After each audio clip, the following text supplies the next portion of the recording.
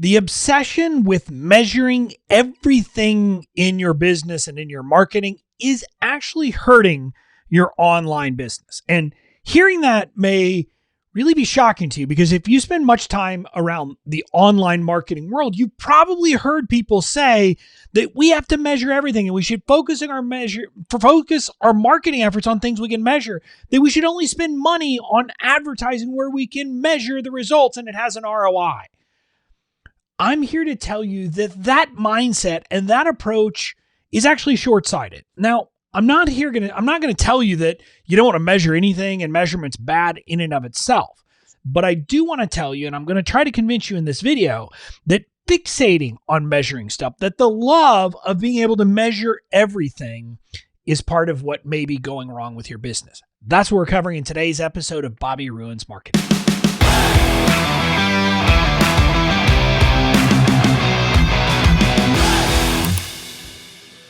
Hey there, welcome to today's episode.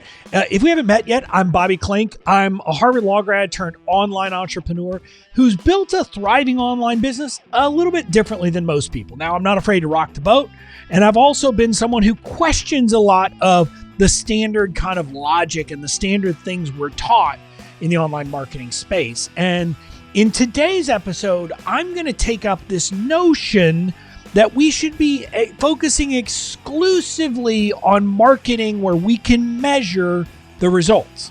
I've literally heard people say, if you can't measure an ROI, you shouldn't do it. And I hear those kinds of things and it makes me cringe. And it makes me cringe because that's not how real businesses operate. Now, I'm not saying that you want to throw money away. You don't. You want to be careful about how you spend marketing and advertising dollars. You want to be careful about how you spend your time in marketing. But the reality is that you should not be thinking exclusively about what's called direct response marketing, where I do this and it immediately leads to an action in response. What I'll tell you is that if you look outside of our world and ask yourself, how do professional marketers approach marketing? What I'll tell you is they use a mix of what's called direct response marketing and then indirect marketing. Direct response is the traditional stuff we're doing in the online space, the funnel stuff. You know, it's an opt-in and then it's a sale and then it's an advertising to a sales page. It's those kinds of things. But if you think about more traditional companies, real companies in the outside world, most of their marketing is not direct response. Like, ask yourself why you bought the last computer that you bought. I'm thinking, the last computer I bought was an Apple, not an AirBook, but a MacBook. Sorry, a MacBook Pro. It's taking me a second to remember it. But I hadn't seen any kind of direct response marketing. I hadn't seen an ad from Apple that was like immediately trying to get me something. No, it was like, hey, I need a computer. Who am I going to buy a computer from? Well, I'm going to buy it from Apple because they're a brand I want to buy from. And then I looked and did the research and bought the right computer for me. That was all done because Apple is doing brand awareness ads. They're doing all of these different ads and marketing techniques that have nothing to do with getting me to take immediate action. You can think of all kinds of big brands that do this. Coca-Cola, you see their stuff everywhere. I jokingly think I recently binged watched Chuck. If you ever watched that show, I think it was on NBC back in the day, but I was watching it on Amazon Prime, and there's product placement. It's Subway is prominent throughout the show. It becomes like a running joke. But again, it's just things like that make you think of the brand Subway. So that's how traditional marketers or traditional kind of professional marketers market. So my view is we ought to be looking at them and saying, if they're doing it that way, maybe we ought to as well.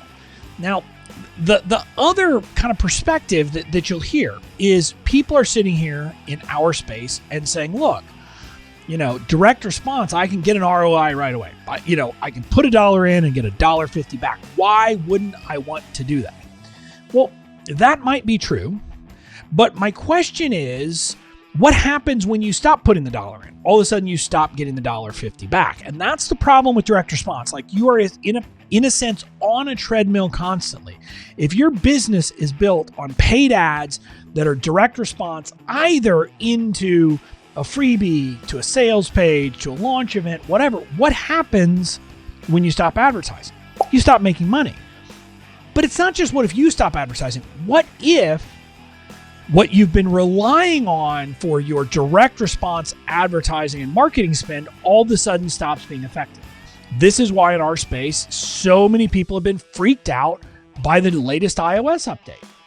If it's going to make advertising and Facebook ads and Google ads less effective, and you were running at this, I'm spend $1, get $1.50 back, all of a sudden you're worried. You're like, am I still going to be able to make that 50 cents? Or maybe you make $1, but are you still going to be able to make that spread when this form of advertising gets harder? When more people enter the market to advertise, are you still going to be able to get that same kind of return? These are the problems. You're on this constant treadmill, and if anything changes, things can get all screwy.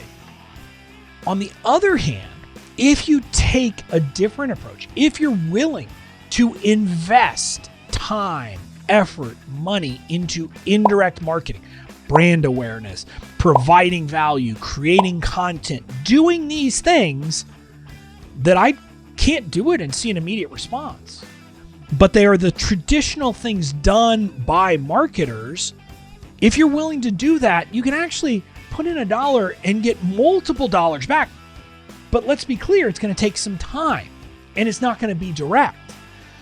What I can tell you is I'm at a point in my business where I could stop what you and everyone in the world thinks of as marketing. I could stop advertising entirely. I could stop doing that and I will still make money because I've built up this goodwill over time. Now, I couldn't stop forever and continue making money forever, but I'm currently reaping the benefits for effort and work I did 2 years ago, 3 years ago, et cetera. And I have this kind of machine of stuff that is constantly creating value for me today. Now, that approach of building awareness, of building your brand positioning, of building brand equity, those things now at a higher level, when you get to scale, you can measure those. You can do surveys and measure brand equity. You can, kind of measure what is the view of the market of your brand. We online entrepreneurs, realistically, we can't measure that right now because we don't have the resources. We don't have scale to do that. But being willing to put that effort in, where all we can say is, well, before I started doing these things, here's where I was. And now I'm doing these things and I'm seeing what appears to be some uptick in traffic and things like that is important. And that is part of what comes from using this indirect marketing approach. And again, what I want to stress here, part of the reason to do this is direct response marketing, the traditional stuff you can measure where I do something now and I get an immediate ROI is, aside from the fact that it could become ineffective if advertising starts costing more or something like that, it also alienates people. So in some sense, by focusing exclusively on that method of a hard sales approach, and you might be saying, well, I'm not a hard salesperson. But if all you're doing is constantly trying to get people to act in direct response to what you're doing, to buy, to download this, to do that, and that's your only thing you're doing, if you don't capture them right away, what tends to happen is they get jaded about you because they're like, well, this person only cares about me when. And that's kind of one of the downsides of this direct response approach where you start to be seen by people as someone who's kind of, not about service, is about yourself. And so if they don't have an immediate need for you, they're out. And so you lose the chance to market to those people over time. So that's kind of one of the other downsides of always focusing on measurable results is that it can burn people out and lead to kind of ill will and bad feelings. Whereas if you took a more global approach where you were mixing in measurable stuff with non-measurable stuff of just doing the marketing work of serving your people over time and trusting that these tried and true principles of marketing will work over time. If you do that, even if they don't buy from you today, they might buy from you in 6 months, or maybe they'll buy from you in 12 months, or maybe they'll buy from you in 18 months. But you can really kind of build that in and start to see that, hey, serving people, doing this brand awareness, positioning myself, that work is work that pays off over the long term. So with that, hopefully I've kind of shifted your beliefs so you understand that you need to not be focused exclusively on things that are directly measurable. That being said, I do want to stress you should have things, whether you want to call them KPIs, key performance indicators, or other people will call them KSRs, or or they'll call them different things, but key success metrics, key success numbers in a sense, where you can look at stuff and say, hey, this is the kind of thing where if I see this growing, I know my business is going to do well. Now, you need to have those.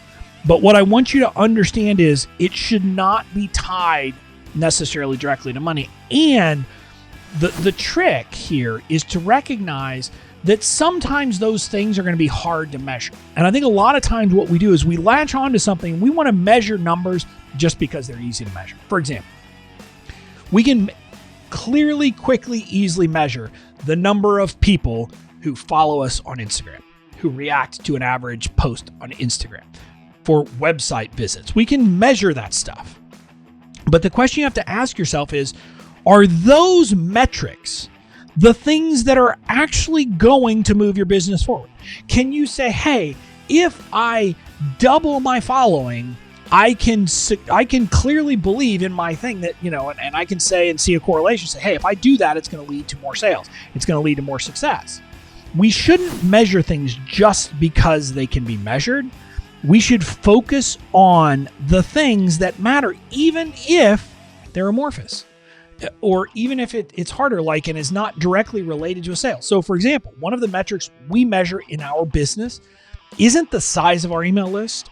We keep that metric, but what we care about is the number of people who are engaged, which means the number of people who have interacted with one of our emails in the last 30 days.